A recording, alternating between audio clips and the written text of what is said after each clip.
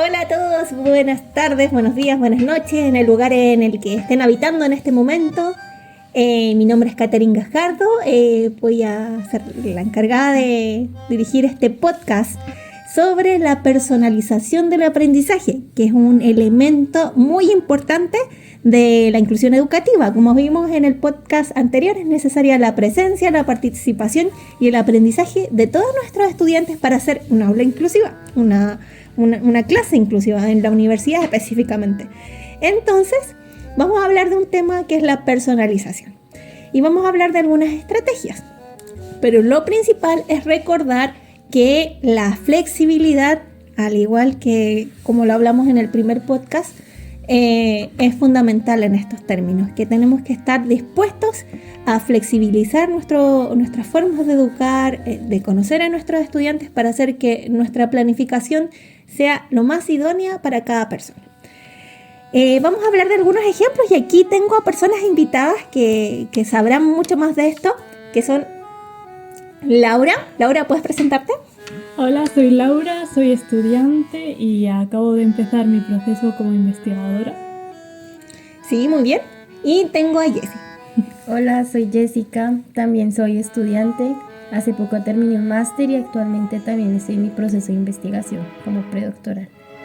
Muchas gracias por vernos, chicas. Y las invitamos porque tienen experiencia como estudiantes. Nosotras ya como profesoras llevamos bastante tiempo, entonces es una buena idea que tengamos nuevos pensamientos y nuevos ejemplos sobre prácticas que sean orientadas a la personalización del aprendizaje. Primero vamos a hablar de, por ejemplo, estrategias pedagógicas. Nos vamos a ir directamente a estrategias pedagógicas y algunos ejemplos. Por ejemplo, Laura, ¿podríamos hablar un poco de las tertulias pedagógicas o las tertulias dialógicas específicamente? Sí, las tertulias dialógicas consisten en tomar un texto, un artículo o un libro de algún tema de interés. Cada uno, por cuenta propia, elige 2 párrafos o palabras que le hayan llamado la atención y después, entre todos, hay un moderador o moderadora y un secretario o secretaria que va dirigiendo la conversación. Y cada uno va comentando por qué ha elegido esos párrafos o esas palabras, reflexiones y van creándose un debate o un diálogo entre todos. Sí, allí se fomenta la participación entre todos. Sí. ¿Cómo se organiza el aula en una tertulia? ¿Me puedes decir, Jessie? Sí, normalmente nos organizamos en mesa redonda para que pues todos tengamos visibilidad de todos los participantes y así mismo poder, Sí, para fomentar la interacción entre todos. Sí. ¿Y cómo se da esa interacción? Porque yo recuerdo alguna tertulia en donde nos quedábamos un poco callados al inicio y nos daban muchas ganas de hablar. ¿Hay algún método, alguna forma de hacer que nuestras estudiantes o las participantes puedan participar de esta tertulia? Normalmente suele el moderador generar unas preguntas base y de ahí parten las conversaciones. A veces llegan a una misma línea o a veces tiende la gente también a comentar sus propias experiencias personales, profesionales o directamente lo que entendió del texto. Muy bien. En esta estrategia es bueno porque en la universidad solemos usar muchos documentos PDF y textos y muchas veces quedan en la lectura del texto, pero la socialización de ese texto en grupo puede ser por medio de la tertulia dialógica una buena alternativa para poder aprender juntos. Y vamos con otro ejemplo. Por ejemplo, hay una estrategia que se suele utilizar que se llama diario bitácora. Jessie, ¿podríamos explicar un poco qué es la bitácora? Obviamente Laura puede contárnoslo como estudiante, que ella, por ejemplo, los prácticos acá en la Facultad de Segovia de la Universidad de Valladolid usamos la bitácora. Las bitácoras son como diarios de campo, que así le decimos en Colombia, donde vamos registrando nuestra experiencia durante el aula, cómo lo vimos, qué observamos, qué sentimos, y asimismo esto genera una reflexión para mejorar nuestra práctica más adelante. Sí, sería como realizar un diario semanal o diario en el que yo siempre decía una parte de descripción, otra de interpretación y otra de reflexión. Sí, se suelen utilizar en los practicum cuando las estudiantes o los estudiantes están haciendo las prácticas específicamente, pero también yo lo he utilizado en primer año con asignaturas.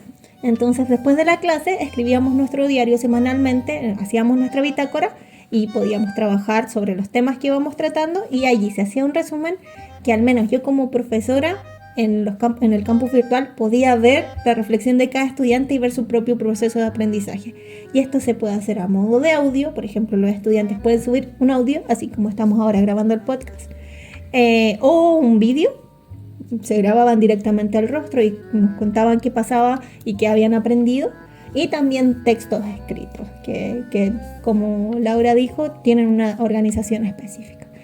Muy bien. Una cosa más. Sí. Yo creo que es muy importante también explicar qué es el diario, porque conmigo también lo usaron en el primer año y claro, para mí un diario era como qué había pasado en clase y yo no reflexionaba nada. Y ya en las prácticas como que ya entendí lo que era.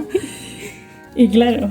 Sí, es verdad, porque uno tiende a que es el diario de vida. Sí, como un diario que hoy escribe. pasó esto.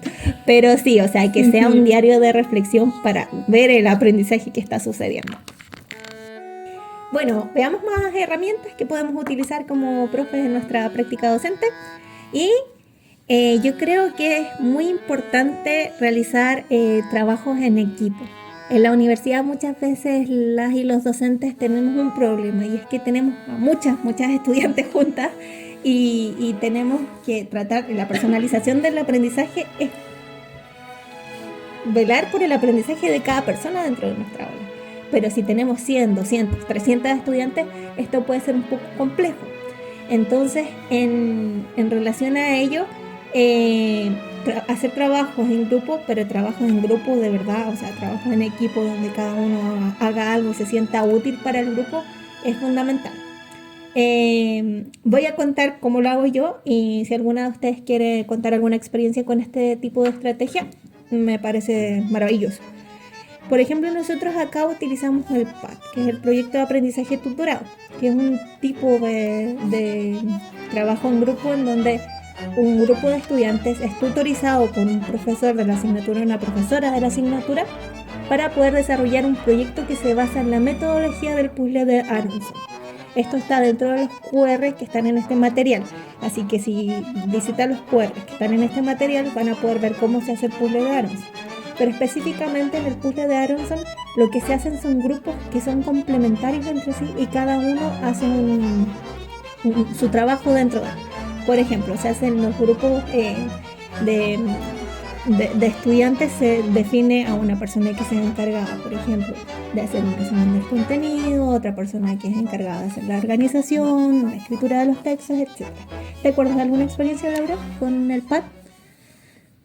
Sí, además que hicimos el puzzle de Aronson y como que a cada uno del grupo le tocó un tema, y entre los diferentes grupos quien tenía ese tema se juntaba para hablar sobre ello, que yo creo que me tocó educación en valores. ¿Te acuerdas? Sí, me suena.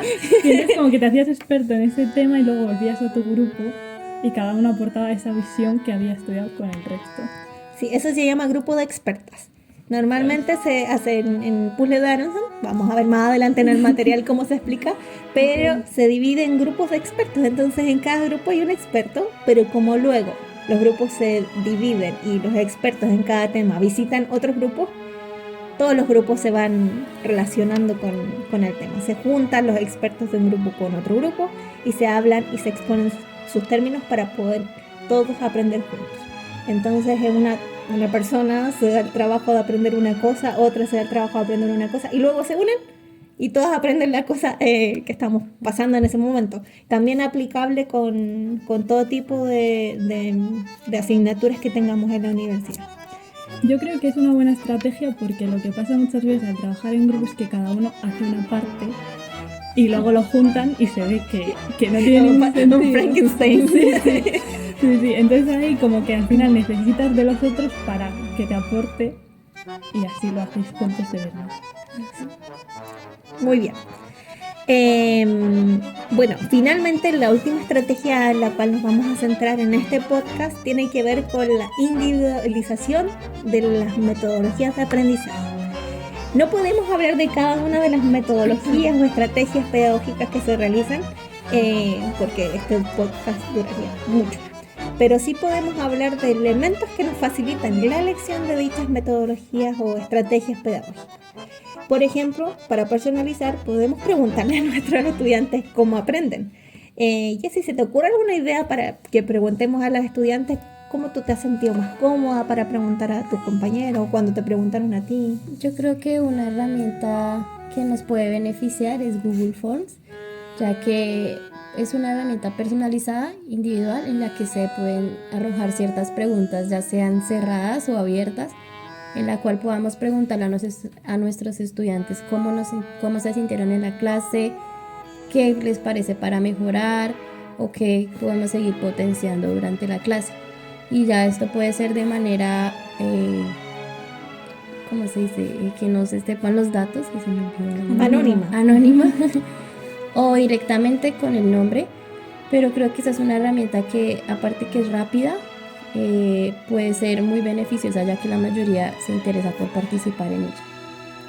Sí, utilizar herramientas como Forms, hablemos de formularios en general, porque hay distintas páginas como el SurveyMonkey, está la página de Forms, pero de Microsoft, depende de más o menos qué software estemos utilizando, con qué software nuestra universidad trabaje para poder elegir los métodos de encuesta.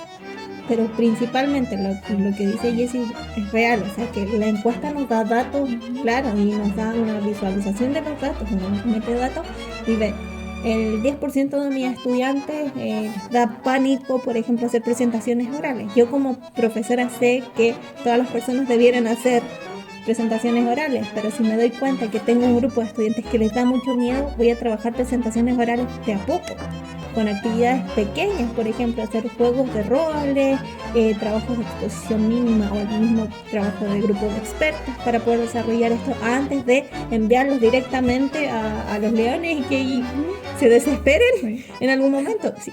¿Conocen alguna experiencia de gente desesperándose al momento de salir a una presentación oral? Claro, nosotros vimos durante el máster varios compañeros que se les dificultaba o en algún momento sentían que se les iba la respiración durante una exposición y tocaba parar la exposición, que tomara agua, tratar todos de darle gestos de afirmación de que estaba bien, porque son los mismos nervios, a pesar de que nos conocíamos y que dominaba el tema, a veces es inevitable no sentir esos ataques de pánico. Sí, entonces ser comprensivo con nuestros estudiantes y sí, sabemos que hay competencias claves, sabemos que tienen que leer textos complejos, sabemos que los estudiantes y las estudiantes tienen que hacer presentaciones y manejar su vocabulario y léxico en contextos públicos, pero debemos saber el nivel de competencia para luego hacerlo en nuestra clase, porque nos podemos llevar todos un mal rato, no solo nosotras como docentes, sino nuestros propios estudiantes. Así que muchas gracias, chicas, por participar de este podcast. Les agradezco mucho como estudiantes.